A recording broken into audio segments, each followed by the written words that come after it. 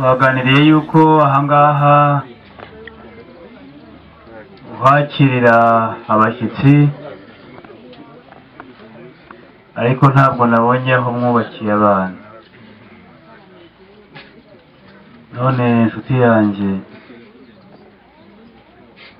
icyifuzo ni icyo, nagira ngo nkubwiye ko ntari bugusezere ariko ndi bugusabe gukimirana. Imuhira ngira inka yantoye, iyo ntari bugufi ngo nyikoranyize iramira ntireta. Ariko n'iwacu batuma imbangikane, nahetse hari n'uwagiye ahandi. Iwacu rero utanze undi aragabana,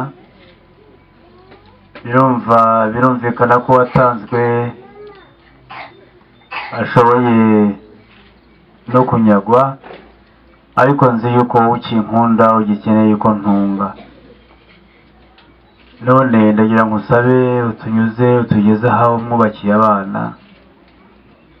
Sindi bugukubite rubandu turarambura igitaramo, ariko ninkubwira ko ngiye uze kumpa amacumu nanjye ngende. Urabeho nshuti yawe.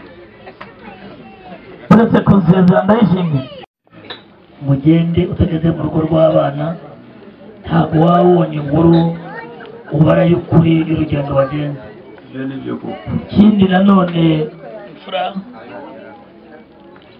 ngo abakiranye neza berekana nyobayiri cyangwa ibyeseko kugira ngo atatsikira. Ntabwo naba naraje iwawe ngo dusabe umugeni, dusezere nk'imfura kandi utugire inama ngo nugera hano tutuyane.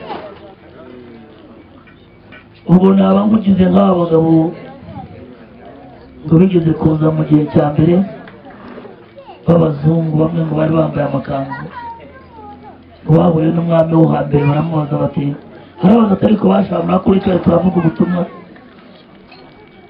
ariko ngo igihe kigeze umwaka ushize agarutse arongera atari ko muracyari batacyavuga ubutumwa. Ati si ubwo butumwa ubatumye muzamutumikira? Baterega turi kumwe. Ati umuntu ntiyabizeye, umuntu wabatumye mukagendana.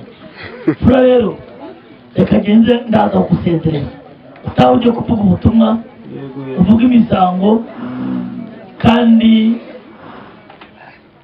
ubundi uko watwakiriye, uko wadutoje iwanyu natwe hano nuko ntabwo tutagutenguha.